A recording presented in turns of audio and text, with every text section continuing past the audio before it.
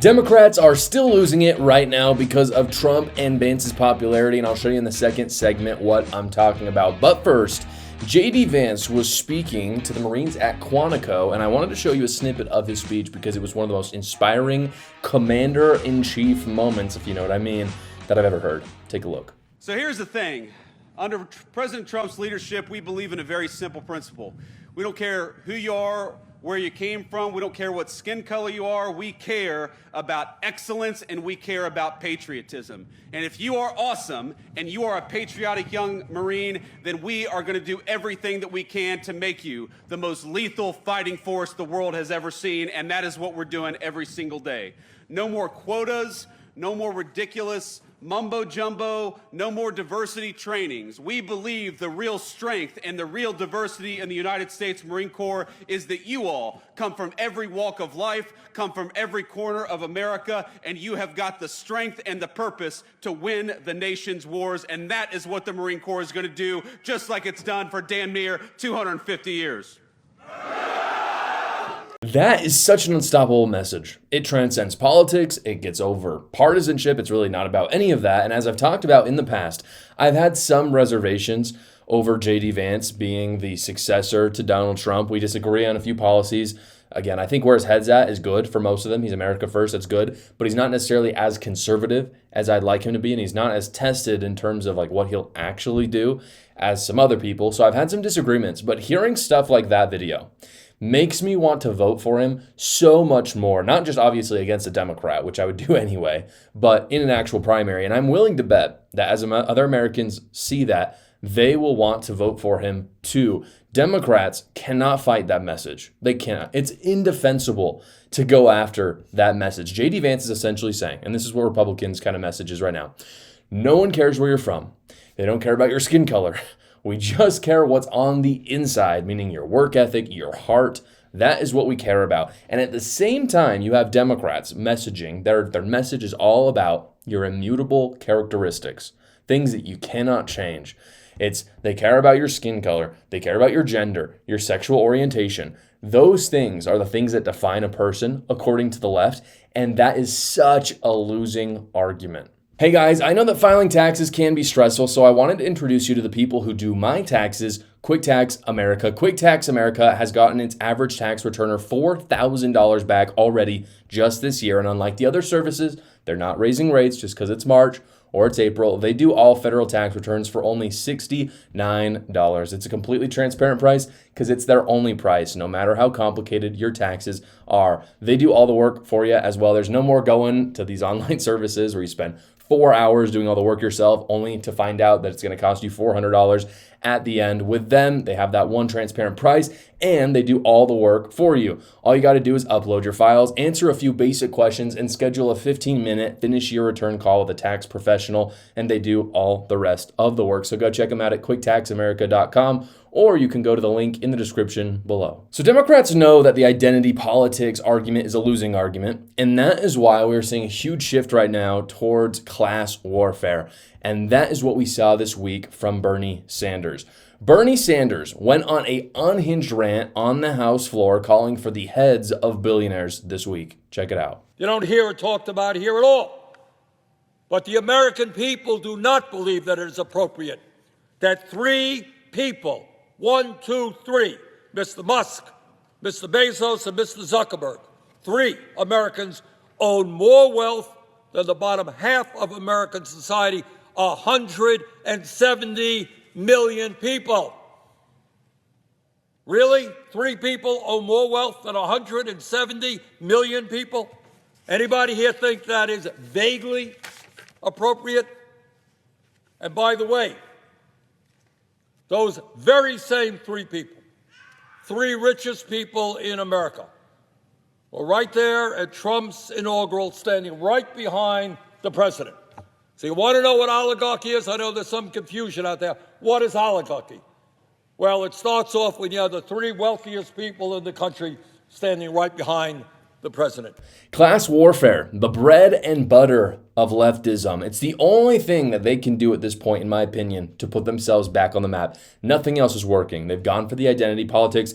It's bullcrap. They go after Donald Trump. They've been doing that for a decade. Everyone's used to it. No one cares anymore. But I'll be honest, the class warfare argument concerns me. And the reason why is because in the last 2 months, this is just a personal note, my personal data that I've been collecting. In the last 2 months, the most controversial videos that I have made have been about Luigi Mangione and Bill Burr essentially saying that we should go out and murder CEOs. I thought when I made those videos that those would be like the least controversial. I thought it was a very easy argument to make. Don't murder people that you don't like. That was essentially the argument I was making. But as I said, those videos have been met with the highest amount of backlash. People are very angry that I was saying rich people shouldn't just be murdered on the street like the CEO of that healthcare insurance was. And that was crazy. I mean, for me to see all those people calling for that murder and being happy about it was nuts to me. Maybe some of you disagree. You can say in the comments below, I suppose. I'm sure this video will be met with plenty of criticism, as they always are. But this tells me that class warfare stuff like this is the key to Democrats' success if they go down that route. And I think they are going to go down that route, because if you look at who's popular in the Democrat Party, it's essentially nobody. But Bernie Sanders is always fairly popular, and he's trying to prop up AOC right now, which really loves the class warfare stuff as well. And so I think that it will do fairly well. However, at the same time, the logic on its face is absolutely absurd, of course. It's completely absurd.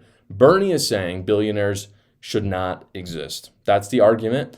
And my question is why? Like, seriously, why? Give me one good reason why billionaires should not exist. Because when thinking about the American economy, because I say this out of good faith. I'm not rich. I'm not a billionaire. You know, you could probably guess that. I tend to think about two groups that I care about when I'm thinking about the economy, and that is the American worker and the American consumer. Those are the two people I care about when I'm thinking about what I believe in the economy. And when you look at the three richest men, which is what Bernie Sanders is talking about, these are the jobs that they've created. Zuckerberg has created 67,000 jobs from Facebook. That's just Facebook, by the way. That didn't include all of Meta. Elon Musk has created 125,000 from Tesla. These are American jobs, by the way. And more than any of those, Jeff Bezos with Amazon, again, just Amazon, not his other businesses like Blue Origin, has created 1.6 million jobs for Amazon. And again, like, that is so significant. People hear those numbers. That is massive. 1.6 million. That's like 0.5% of the population of the United States. That one man, obviously he had a team, but ultimately it was one man who had an idea that created those jobs. That's the worker side. Now there's the consumer side. Elon Musk created Tesla, which is a decently affordable EV if you're into that. Not my biggest thing, but if you look at what you're getting, I would say it's fairly well priced. I would say it's a pretty good deal for the consumer. So that's that side. For Facebook and Amazon, literally everybody uses both those things in the US. There is not a single person, find someone for me, who has not used Amazon this year. Seriously, they don't exist. And Amazon is very well priced.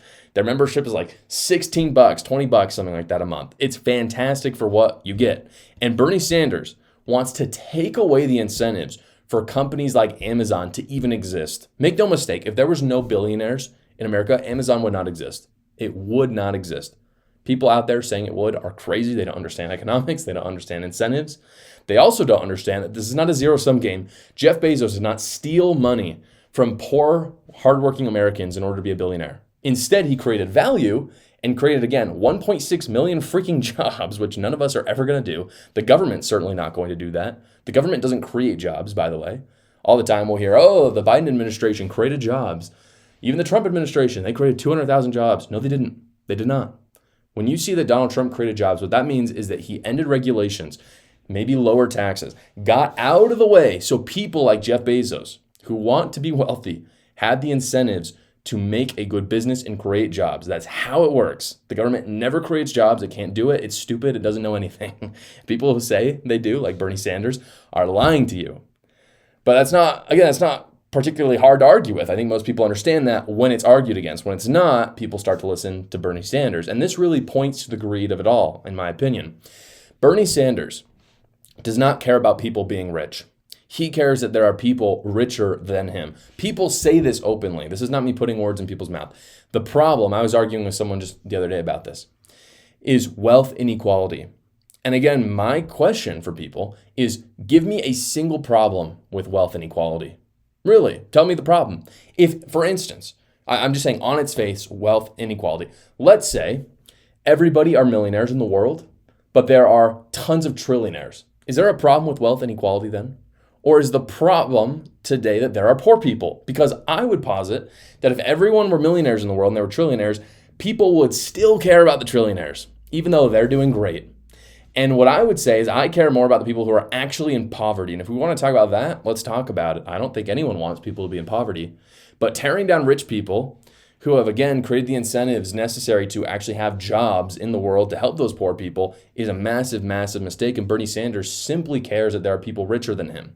No one is mad when someone is slightly less rich than them. Take anyone on the spectrum. If you're out there making the average wage in America, which I believe is $65,000 a year, if someone's making 60 grand, you don't care. There's no problem. There's no problem with that. Even though that's way above the average amount people are making in the world, you're rich by world standards, no one cares.